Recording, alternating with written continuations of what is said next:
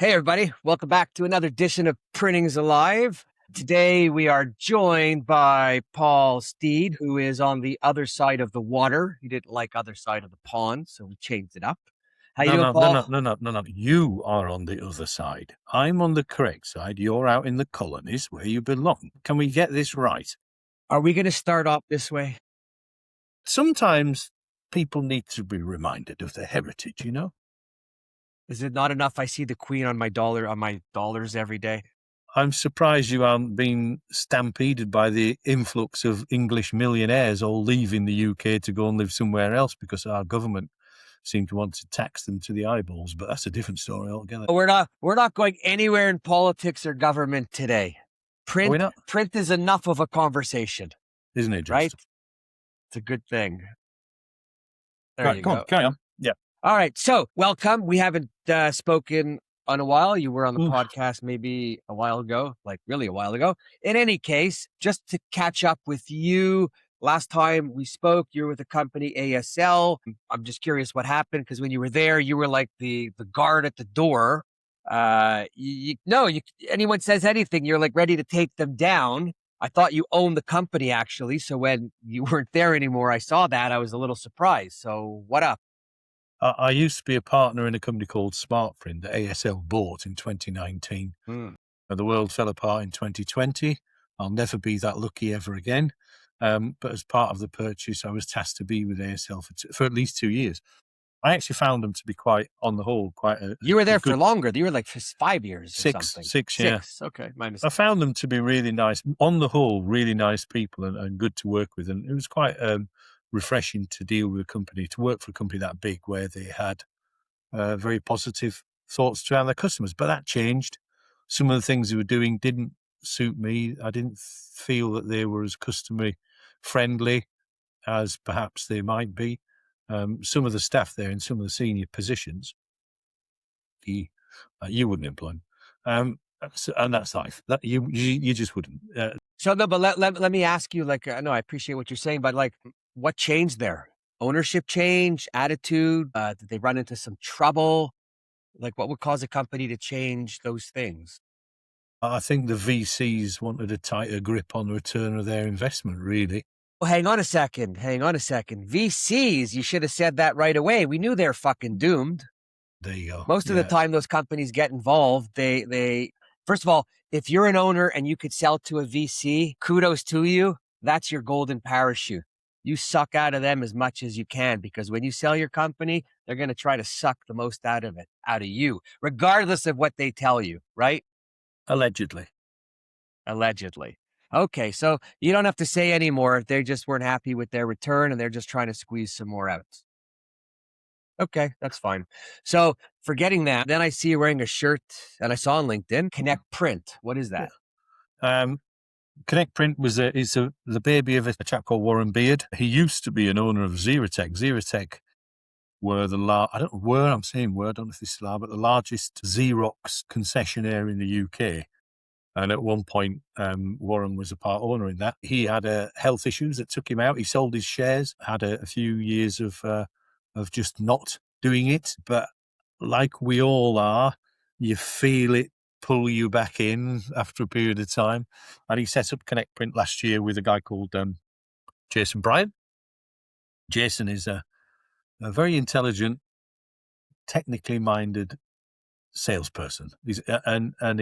He does great impressions of virtually everybody. He's very, very funny guy to be with. So between the three of us, you've got one sharp businessman that is Warren, one clever salesperson that is Jason, and one a grouchy old bastard that is me. So there you go. Yeah.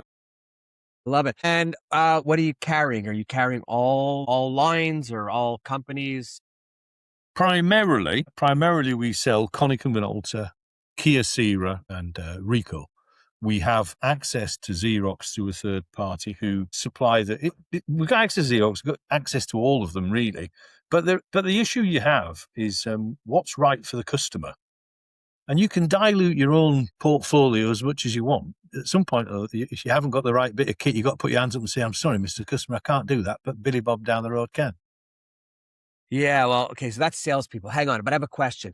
Can you explain to me, because I can't never wrap my head around it. You have the OEMs selling directly, and then they have all these distributors set up in the same areas selling. What am I missing? How does it work? Like, what's the deal? OEMs don't want to employ salespeople, is the truth, because a salesperson in the UK has a book value to each OEM of about £100,000. Now, that £100,000 is that salesperson's basic salary, company car, holiday cover, sickness cover, and everything else that they care to pay for them. They've got to, every time they've got a salesperson, they've got 100 grand on their bottom line. Whether they pay that person that or not is, and a lot of salespeople earn a lot more because they earn more through commission. But that's a different thing, because you're earning commission off a profit of a sale, so it's not a cost to the business. If you take a concessionaire or a dealer network, that £100,000 cost is transferred to the owner of the dealer network. Now, what it means from an OEM point of view is they get more penetration into the marketplace for less cost. So somebody else is employing them. Somebody else is paying their holidays in their car. It doesn't cost the manufacturer as much. So what do manufacturers do? They have two pricing structures. One for the direct sales force that always has a minimum sale price on it. And guess what that minimum sale price is covering? And one for the dealer network that doesn't have a minimum sale. So the most common thing people say to me is, how come you're cheaper than the manager, than the OEM? Yeah, that was my next question. They ain't paying they're not buying my car, are they? They're not paying for my car. I am. It's a different thought process altogether. So, would it be safe to say that everybody should call dealers instead of the OEMs direct? Two responses to that. One guy said to me last year, I only buy from manufacturers. And I wanted to say to him, why? Do you like wasting money? But I didn't. I just let it go. There are some loyalty things that you get with manufacturers that... Like what? They involve you in there. So Xerox had a Premier Partners club and things like that. And they have these little organizations. Hang on. I was 6 years part of it. Tell me what the benefit is. No, you tell me, because you were in there for 6 years. It must have made a fortune for your business. Okay. So you want to be... Hang on. That's Wait my a second. point. Wait a second. I'm going to tell you about the Xerox Premier Partner user group. I'm happy you asked that question, because, oh my God, I actually made some of my best friends in the Premier Partners group. I didn't do another ounce of business because of it. There is no, or very little or minimal, sharing of work amongst customers, maybe on different sides of the water, someone has a request.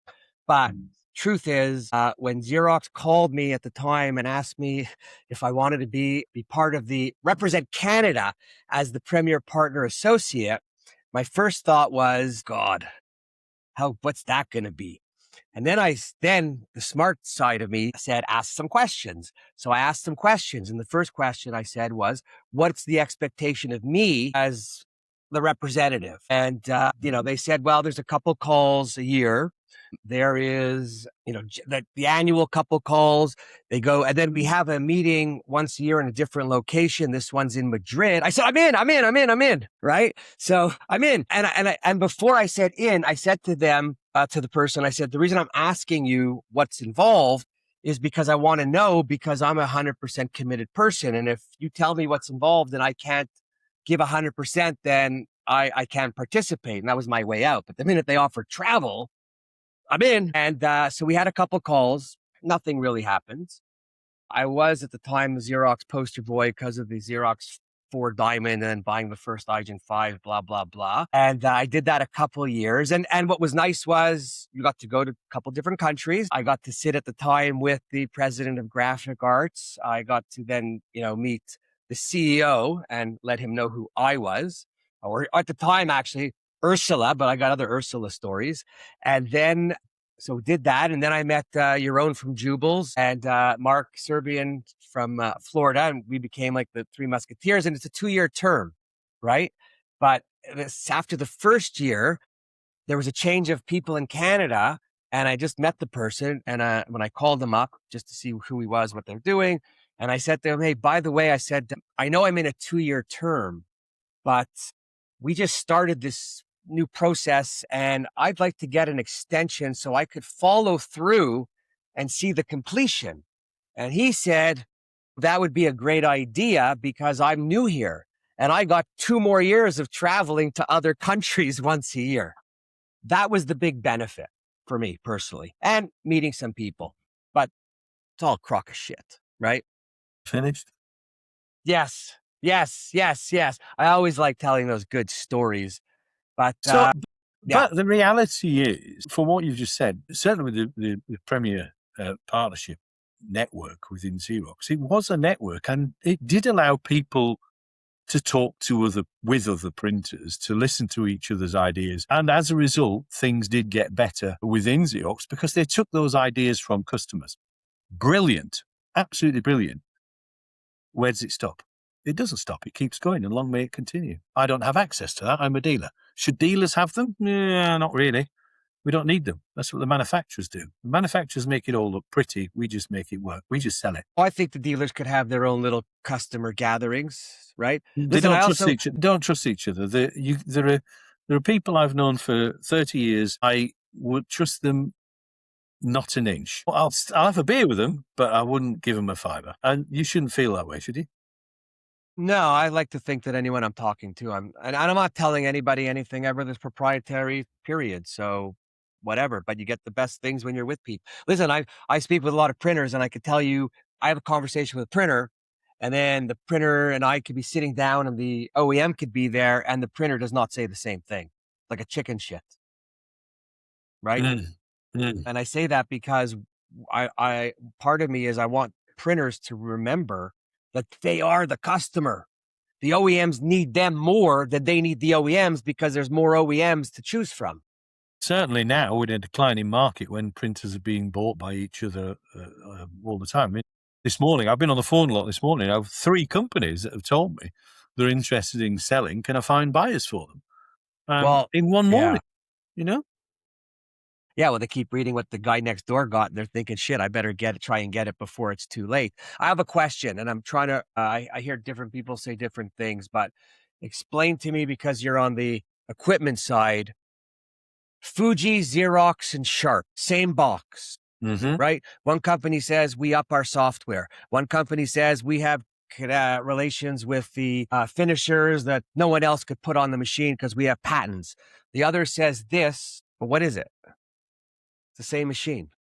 BMW, Volkswagen. What is it? No, it's not. Sorry. Audi, Volkswagen, and Skoda. What is it? Same car. Correct. Same car. It's got a different bonnet on it. It's got a different badge on it. Oh, no, but ours is got a oh, fuck off. It's exactly the same. Take the covers off. It's the same piece of kit. Now, the different manufacturers will argue and they'll say, I'm talking rubbish there and he's wrong because of X, Y, Z. And probably I am, but I've yet to see any discernible difference that has made me stand up and say, wow, you're the printer. What do you want as a developer? I'm a printer. Yeah. I'm looking at the 3 machines. Yeah. Is one of them going to print better color than the other? No. Are any of them faster than the others? No. Any of them have a bigger sheet than the others? Do the rips make a difference from any of them? Because all your shit gets ripped through anyways. It's all the same. There is a slight difference in colour, by the way. Currently, Fuji have launched green on their machines, at which the Xerox have not yet launched. So there's a slight advantage. But that advantage will only last so long. Hang on. Green. Big fucking deal. Fluorescent pink, unless you're working for the Breast Cancer Society. Honestly, how many people are wanting fluorescent pink? And by the way, I'm a lover of pink. It's my branded color. So even the book is pink.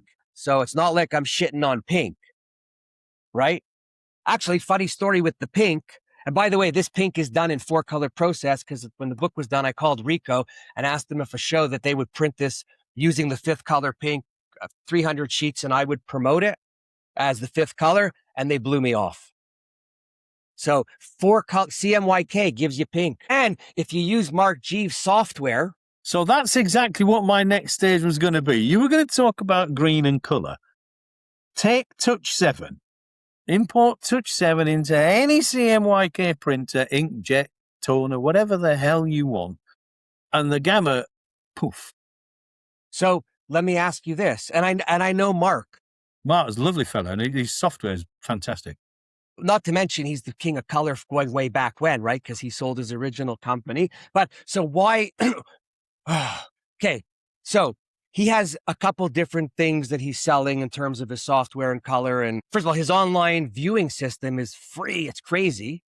It's all part of it. But why then do all the manufacturers in digital not include his software for a few $100s a year or a month or whatever it is to allow their customers to get the biggest gamut and range of color? Why do you think? I'm asking you. Most salespeople don't even know it exists. They're too lazy to think about it, and they can't be bothered looking into it.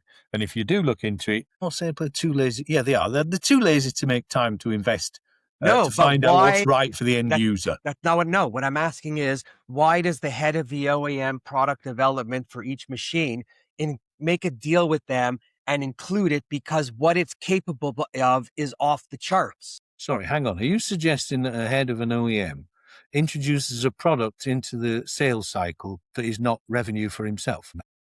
No, what I'm saying is they buy it from No, what I'm saying Listen is to they what buy I it. said to you. Yes, I hear you, but they buy it from Color Logic. I should have wore his Color Logic t-shirt, but they buy it from Color Logic and then just work it in with the cost of the machine. It doesn't have to be an extra.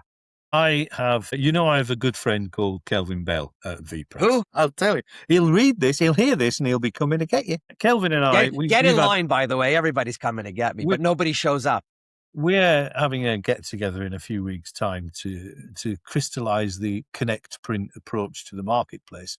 And I think it's very likely that we'll be including an aspect of VPress with every print engine. Because why would you sell somebody a printer without giving them some online ability?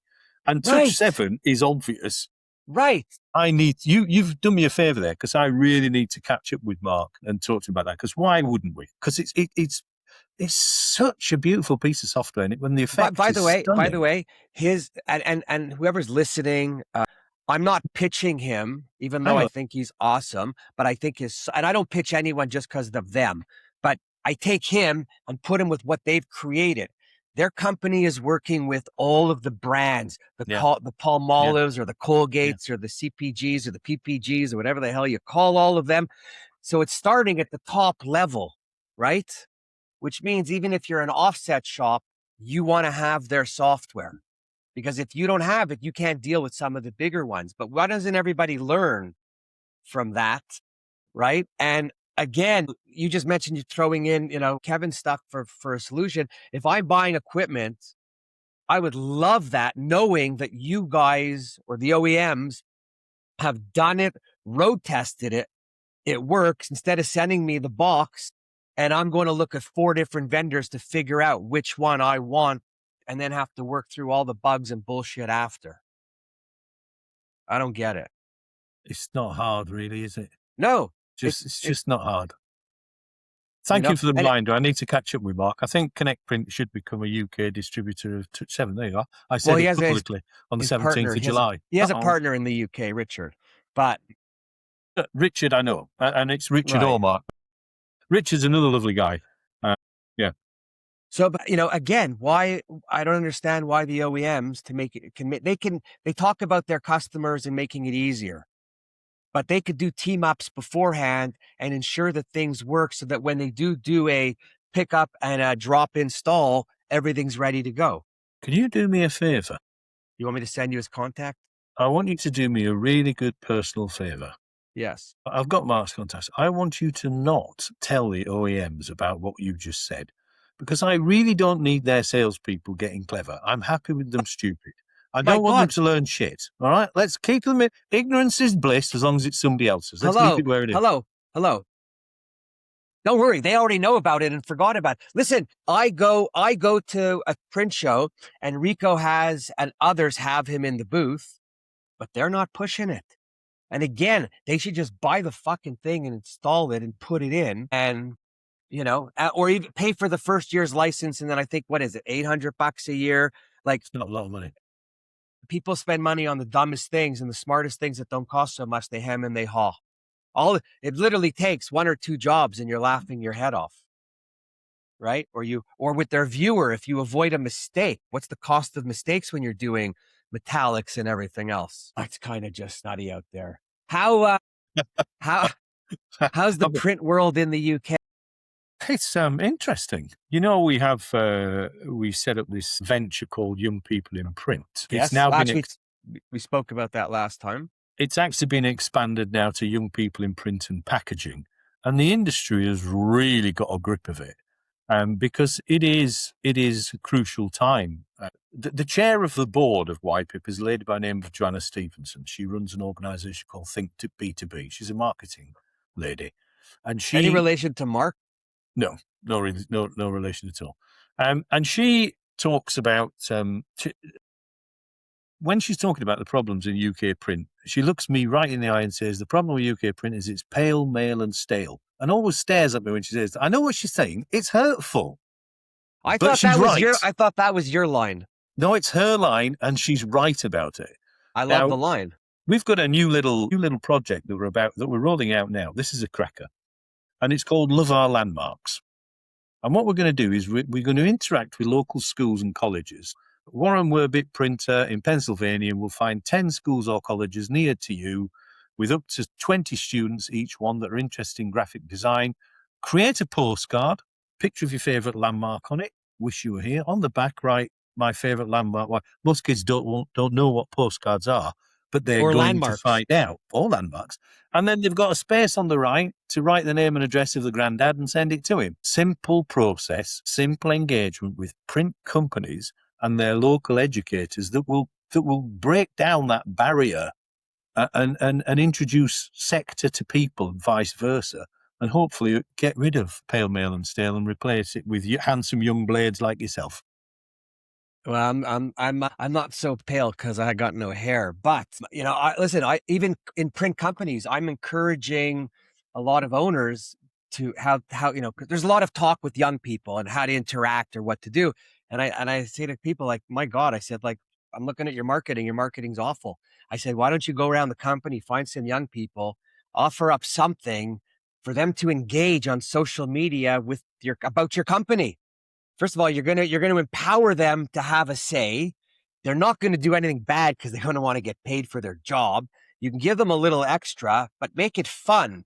And then when they start doing the fun things or they start jumping off a machine, which we would never think of, they're attracting their peers, right? I see it now. Like, I'll just use me as an example. I was hanging out the other day with some folks that happened to be 40. And I have no problem staying up until the last wee hour and have the last drink at the bar and leave. But I realized hanging with them that, like, I'm only good to a certain point. And then I got to step back and not engage with them and let them run. Right. And in our industry, we have too many pale, stale white males who just don't want to give up a step. Yeah. And are pushing it. Yeah. I think today we need I love it. I'm going to make a t-shirt, the white, pale, male, stale. I'll come up with a whole variation of it.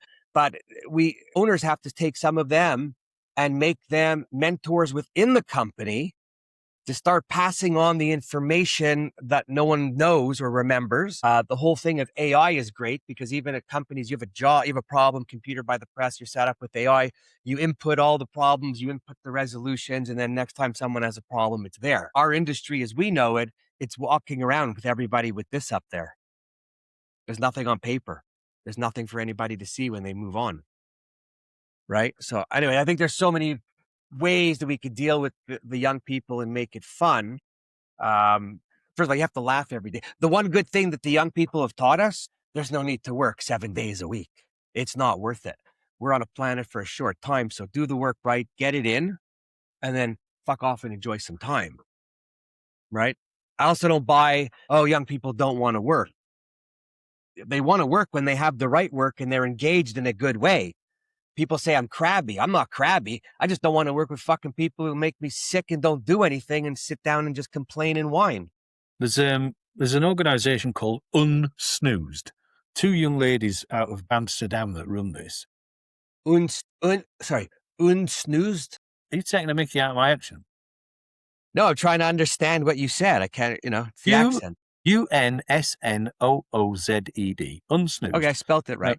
Look them up. You'll find them on my LinkedIn profile. But those girls, they've created a card game, which is effectively the communication tool between old blokes and young people. So what I'm thinking about something, how somebody else sees it, it's an absolute beauty. And I tell you what, you could do a lot worse than getting hold of those two and getting them on. Yeah, I'm gonna go look them up. I'll send you an introduction afterwards. Okay, cool. No names. I'll send you introduction. Young people in print, tell me more about it. Tell me about the people that are engaging. What do they see? What do they want? Do they like the industry? Like, you get good, honest feedback? It's now young people in print and packaging. We have to add that Sorry. bit in. But the easiest way of saying it is YPIP. Just say YPIP. It's so much easier. Why?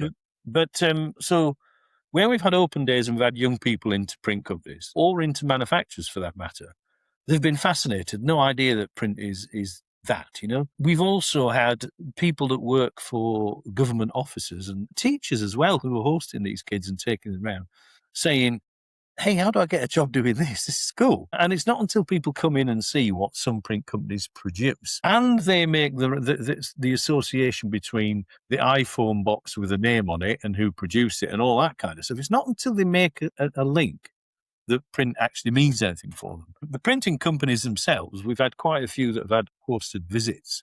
And I think they relish it. Some relish it, the idea of getting young people in and encouraging them to join a sector which, again, is aging. It has to be done, whether you want to do it or not, it has to be done. But we've been very lucky that the people that have got involved in it have been positive, proactive people. And there's some beauties. There's a company called Micropress in Suffolk, and the lady that works there, Susan Tyrrell, she goes out to schools on a regular basis and talks in class about an industry that they don't have a clue about. And she's really passionate about the industry, but she's equally passionate about encouraging young people to look at something different. And that's what makes a difference. So whatever me and the rest of the YPIP gang think or say, we're just a conduit. We're just a link to get people talking, but it's going amazingly well. Good. I love to hear it. It's say that with great. some sincerity if you can. No, because you got I do love to hear it. I'll tell you why. I'm just looking to kind of set something up. I don't know if I'm going to show it or not, but I think about these print companies. And I'm thinking right now, I'm just thinking about marketing, right? The print companies, do they do a lot of marketing, any of them? 50. No, actually, no. 30, 70. 30% of them are good at marketing. The other 70% are a little bit lost. So I've been looking I'm always looking at different company websites. I'm looking at company videos just to see what people are doing. Cause I think back to what I did before it was popular and whatnot. And there's some great ones out there, but there are more awful ones. And I am so upset. And I'm going to tell you, last night, I'm almost embarrassed to say it, but I'm lying in bed and I'm looking at YouTube and up comes a print company. So I turn it on, I start looking at it, right? Like 11 o'clock, I'm watching print company. Do I need a life or what? And I'm like, oh my God, that's not so great. Anyways, I go to the description and I see it's from 2015. So I feel better. I was making a judgment call on something I shouldn't have. And I could admit that as I mature. But then I click on the next one and I'm dying. Okay. First of all, the person I'm lying in bed with is like, why are you watching print videos at 11 o'clock at night? And that's a whole other conversation. Anyways, I'm watching the video. First, I go to the description because I'm thinking, oh, if that one was from 2015, this one's from 2008. No, this one's from 2 weeks ago. Machines, bad looking shop, speeds, best ideas for saving customers money, nothing about their people, nothing about solutions. And I am losing my fucking mind because our industry today is about solutions and people. And so I turned to the person in bed with me, and I said, hey, would you buy from that company? Watching the video. First she said, that's a little long, that video. It was 5 minutes and 3 seconds, right? And she goes, I don't give a shit about equipment. If I need something, I want to buy what I need, speak to the people. I don't care how they make it. This company's talking about double bagging or die cutting. And first of all, the equipment they're showing isn't even that nice. So at the end of the day, I'm actually going to do a little video on it. And I don't want to call them out for say, because I don't want to mean disrespect, but they did put it on YouTube and it is public now. So I guess I could do a critique. And What's wrong with our industry? I don't know, because I see this all the time in proposals from people that are suggesting equipment, and they talk about the feeds and speeds and everything else like that. It's a my dad's bigger than your dad mentality. Do you remember back in schoolyard? Kid pushes you, you push I me, was my thinking of big brother. another mentality, but anyways, yeah. Yeah, kid pushes you, you push him back. If you get me, I'm going to get my dad on you, and my dad's bigger than your dad. Yeah. Get the smart dad. Get the smart dad to sort it out. And smarter is better than size and speed, and that there is a problem. But the industry is bewildered, totally bewildered and obsessed by tin, tin. No, but so it's. I'm going to say let's not go back too long.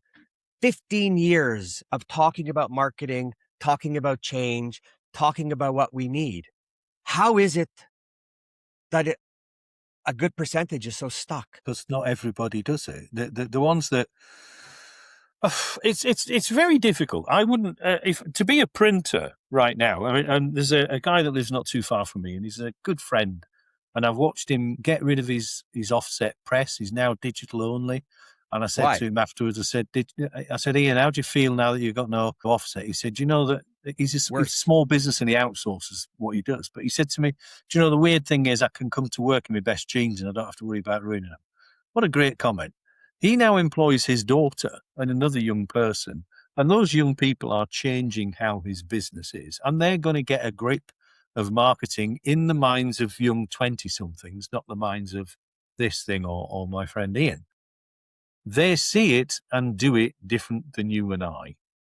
So you might think they're not marketing. Maybe they are. Maybe they just got a more subtle way of doing it. I don't know. But here is the problem. He is a small business with a limited time to affordability and limited budget.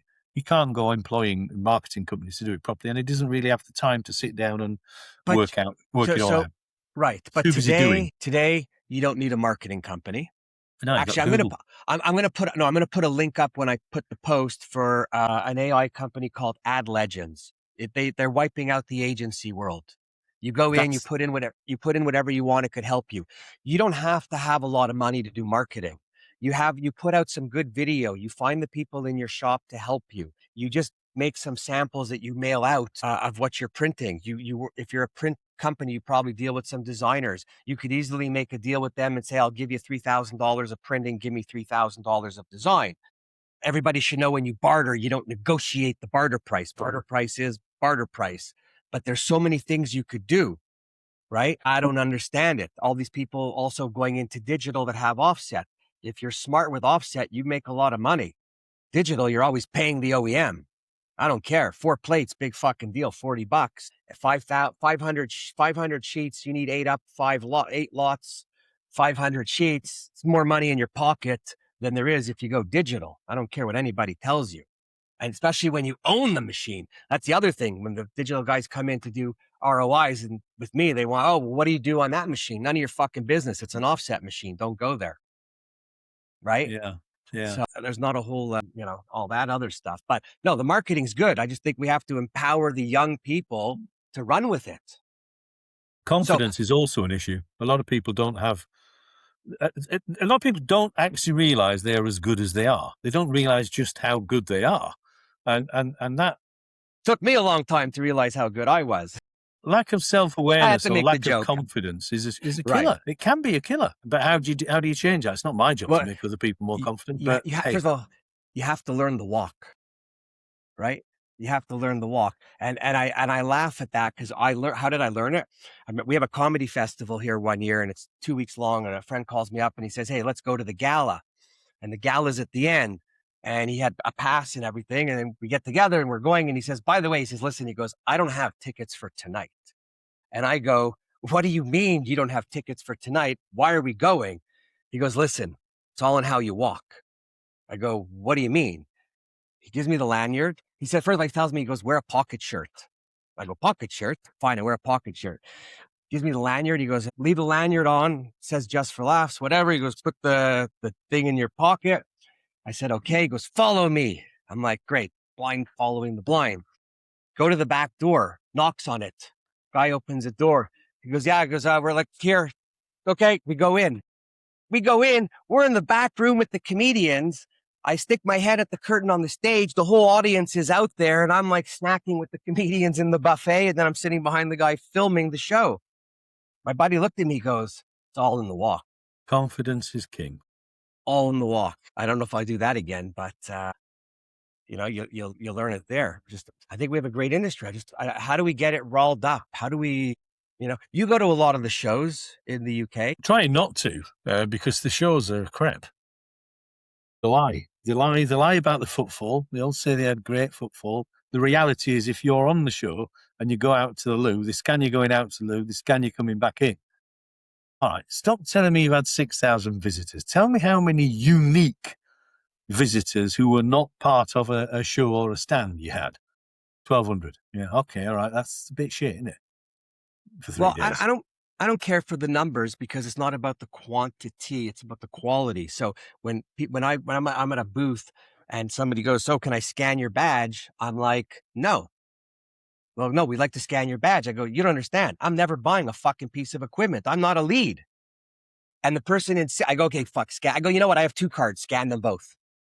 But when I talk to people and I say to them, "How good was the show for you? How many leads? How many good conversations?" I like shows because most people generally have, a bunch of those. And when it's not too crowded, they have better conversations with the people they want, But all they're doing is just encouraging the myth even further. Heavy footfall means lots of leads, means lots of sales cycles.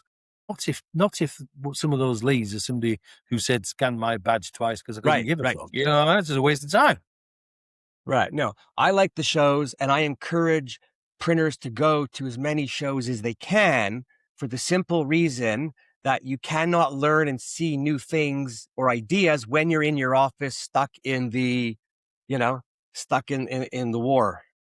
And we learned at COVID that you can leave your office. And if you go to these shows, it's nice to see old friends, but if you could find 1 or 2 ideas to take back, the show's worth it. The other thing with the shows is that I want to encourage owners is, if you're taking some people from the office, kudos to you.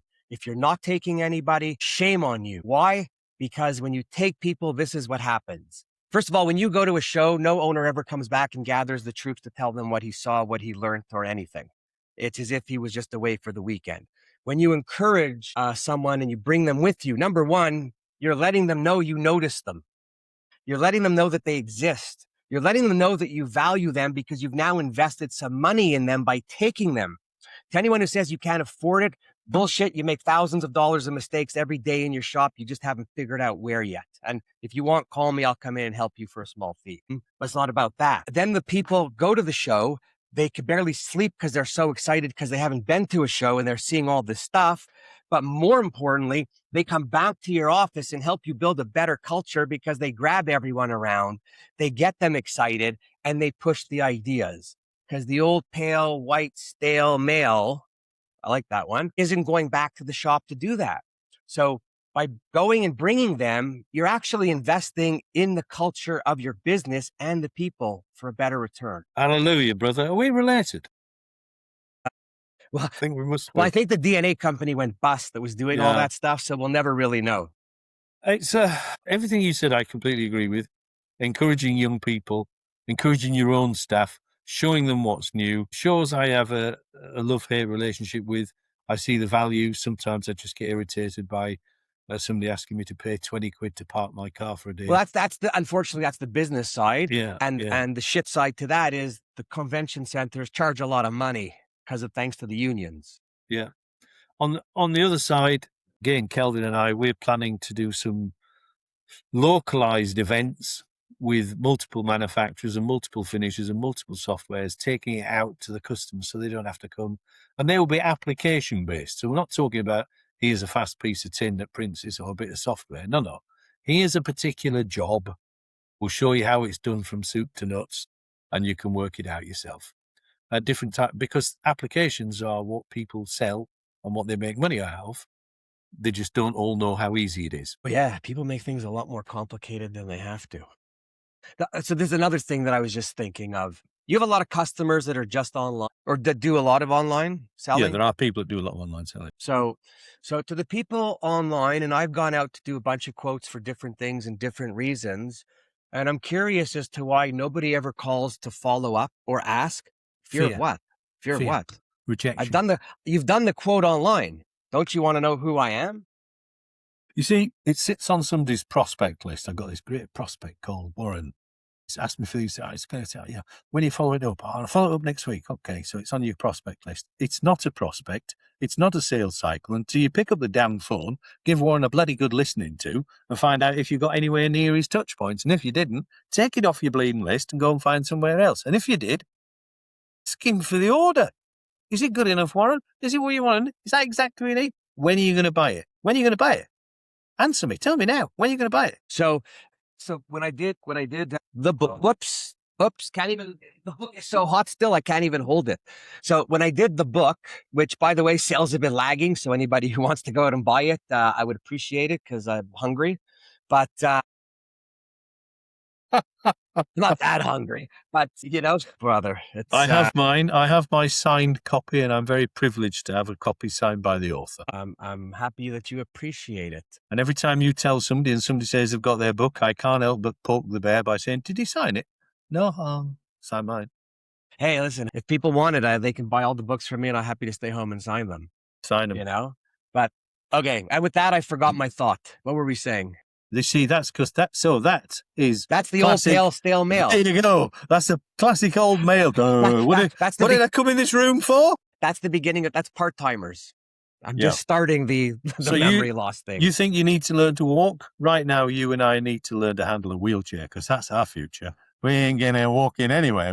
Yeah, no, it's so do you remember what we were just saying before I went to the book thing? I don't even remember what I had for lunch.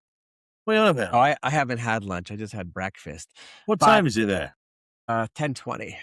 Wow. It's almost your afternoon. But there's just so many things.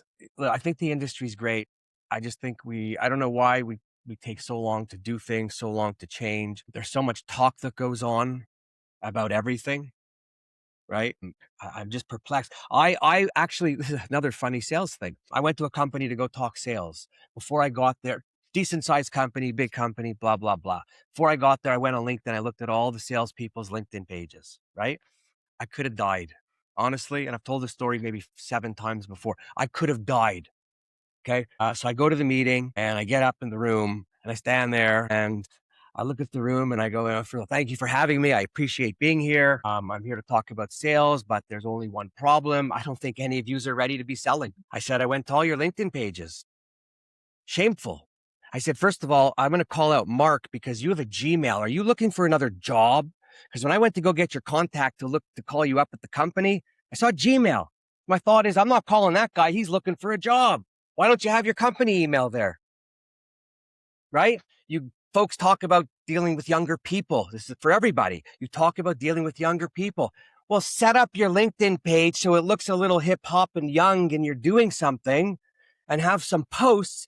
Don't have blah, blah, blah, and a bad picture of you and no contact information because you've just told me that the young people are whippersnappers and they like to do things a certain way. You know they like texting. Why don't you have your phone number? Right? Did you get any sense out of them, or did you just manage to alienate your audience? I put myself in the corner again. That's why I'm so successful at what I'm doing. But you know what? I don't care because I felt good to say it, because if I don't say it, I don't want to do or say anything I don't mean. Even if it gets me in trouble, that's why I wear smaller shoes, easier to get out of my mouth. Here, I want to touch on something else. So lately I've been working with this company and I've been reaching out to people that I know. And, I'll leave a message saying, hey, I need 10 minutes of your time. I've got something, honestly, you know me, I'm not going to waste it. I think you should see it. And then you decide if you want to have a conversation or not. I send an email, this and that. I don't get calls back. Right? And it's me. Listen, if you know me, I'm not fucking around and wasting your time. Actually, no, let me rephrase that. I'm not wasting my time first, selfishly. So there's that. Then I've been calling some companies. I'm doing the cold calling thing, right? And I actually like it. But I call and I get a receptionist and I ask for the president's email. And she says, I'm not authorized to give that to you. I said, I didn't ask for the president of the United States, right? I go, I just want to send him information. You won't give me his voicemail. You won't give me his email. Why don't you ask him this question? How does he expect his salespeople to be successful if they're calling people like him? What about karma? What about as a salesperson? I try to take every call except when it says spam. I try to return most calls. I'm not perfect by a long shot. I don't mind picking up the phone just to say, hey, yeah, no, not going to work for me. I'm not interested. LinkedIn, I get some solicitations. I'm happy to say not for me, but I appreciate the reach out. It's about putting positive energy, positive vibes out into the universe, right? And if you don't treat people the way you want to be treated, how do you expect your people to be successful? And there is the problem that every salesperson encounters somewhere along the way, actually getting hold of that person who they've got a good idea to share with. But hey, perseverance. So listen to these two things. And I'm having fun with these calls. I'm going to have all this new content to do soon. So there's one person I'm calling, absolutely has a need for what I want to talk to them about for 10 minutes. I've left numerous messages. I left a message where I said, you can speak with someone else to check me out if you want to know. And this is somebody in their peer group. And the person I'm giving them is highly respected person. And anyways, I don't get the call back for that. The other message I leave them is this. Hey, Jack, it's Warren again. I just want to let you know, I'm old school. This is not going to stop. I will be leaving messages every week until you take the phone. I hope you have a wonderful day. At least I'm going to have some fun and smile. Now, this is a better one. Now, I don't know. So there's a person that I had not met online. We had an online meeting that I know, showed them what I was talking about. They said, oh, not really for me, but I know two people that I think it's good for. And I said, great. She says, I'll make the referral. I said, great. So anyways, a week or two go by, nothing. I don't want to bother anybody. So I send an email. I don't get a reply to the email. So I wait a little bit because I don't want to be that guy. Send another email. Okay, no reply. Third time, I'm going to be that guy. So I send an email and I just say, I go, hey, Jack, listen, I just want to touch base. I hope all is well. You mentioned that you had a few referrals. Can you just give me the names? And when I call them and reach out, I'll mention that it came via you. And then I wrote, P.S. I'm not sure if you believe in karma, but if you supply the two names, perhaps someone will supply your salespeople with two names. 10 minutes later, I had the reply email with the names. Now, I don't know if it's because of that. I'm going to pretend that it is because I like the way it sounds. But it takes 2 seconds for someone just to do something quick. Email is a monster. You get no sense of emotion or joy from an email. But I always enjoy talking to you because I can feel your enthusiasm, I can feel your passion. And I like passionate, enthusiastic people. I like to think I'm one myself. And I like to think I give off the same positivity. That's maybe vanity or not, but it's just who I am. And you can't do that with email. I've never changed. My mantra is always the same. Go and visit your prospects, give them a damn good listening to, and everything will be fine. I'll be honest. Yeah, for sure. So another sales thing. Somebody reaches out the other day and asked me if I could do 100 printed polo shirts. So I said, sure, because they say shirt everything. It's not that hard. I know people. And, but so I get the email, whatever. I call them up and we're chatting and I'm asking a bunch of questions because I know the questions to ask because I don't want to waste my time. And one question I say to them is, how many people did you reach out to quote? And she says, lots. And I said, how many is lots? Because now I'm intrigued, right? I don't know what that means today. And she says, 20. And I said, 20? I said, I'm respectfully going to have to bow out. I said, because with 20, it becomes a price game. You're not going to know me. And my chances have now been diminished. So I'm not interested. And she said to me, I would really like for you to participate. And I said, why? She said, you're the only person to call me back. I don't have a problem with competition. Yesterday I dropped off a sample of whatever, and it's a $7,000 order. I did two things. She's happy. And by the way, when I was there, I used it as an opportunity because the marketing guy came out to see what else I could potentially talk to him about. It's not hard, people. So what did you do? You picked up the phone and you gave her a listening to. Call everybody, yeah. Yeah, it's not hard. But please, can you edit this bit out? Because I do not want my competitors to start doing that. I'm happy with their stupidity and their ignorance. Please don't go encouraging them to do things right. They're not. God's sake. Wait, then she said, can I get the samples printed on the shirts? And I said, no. I said, I'll do this first because no big deal. I said, the only way I can make you a printed sample is if I have the purchase order for the whole order. You're not held to it if you don't like the sample, but I know that's your commitment to me, that we're going to go forward and do this because I've been around too long, watched too many runnings, not interested. Bottom line is, I'm right there. They're thrilled and they're thankful. And I get to meet, when I went there, a couple other people at the reception desk. You're not doing that on your email. I want to get, I remember the book. It came back to me. What, have you written a book? You've never mentioned it. I never mentioned the book that I wrote. No. I didn't really. It's a great cover. The inside is blank. The inside's blank. It looks quite pink. And there's 11 pictures, so there's not so much reading. Listen, I've read that, and you write. I've read yours and I've read Joanne Gore's, and you both write the way you speak. It is frenetic from front to end. And I thoroughly recommend anybody that hasn't read it, just read it. Just read it. Should I do the audiobook? Read it. You will understand who this lunatic really is. Just read his book. Should I do the audiobook? No. Why would you do that? Well, I wouldn't do it. I have somebody else with a better voice read it. Exactly. Why would you do that? Unless it's you that's saying it, it's not you that's saying it. You can't pay an actor to be Warren Werbitt. No, do you know how long it'll take me to read that book? Who would you get to act for you? If somebody was doing your life, who would you play Warren? Oh, my God. That's a good question. I'll have to get back to you on that one. Wow. Are they alive or dead? Anybody you want. Charles Bronson. It's a bit tricky for somebody who's dead to play you in a film, though, don't you think? Well, no one's doing a film on me anyway, so they may as well be dead. You don't know that. Somebody out there is going to watch this. Well, if I had a choice, I like a Charles Bronson, old school, little Clint Eastwood, like a Matt Damon, right? Matthew McConaughey, but that's about it. On the girl side, I'm not going to go there, but it'd be inappropriate today. Yeah, absolutely. That.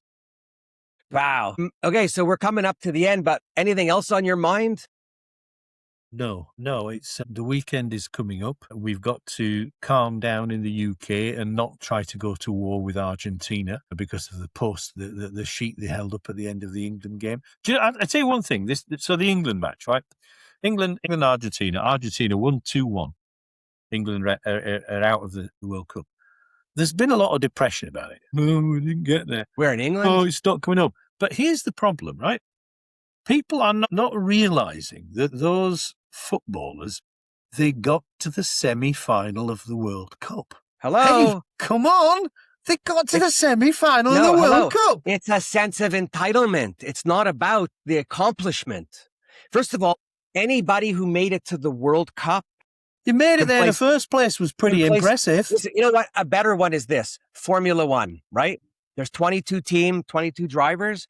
I've been watching it since I had an afro, and I listen to people. There must be a picture of that somewhere.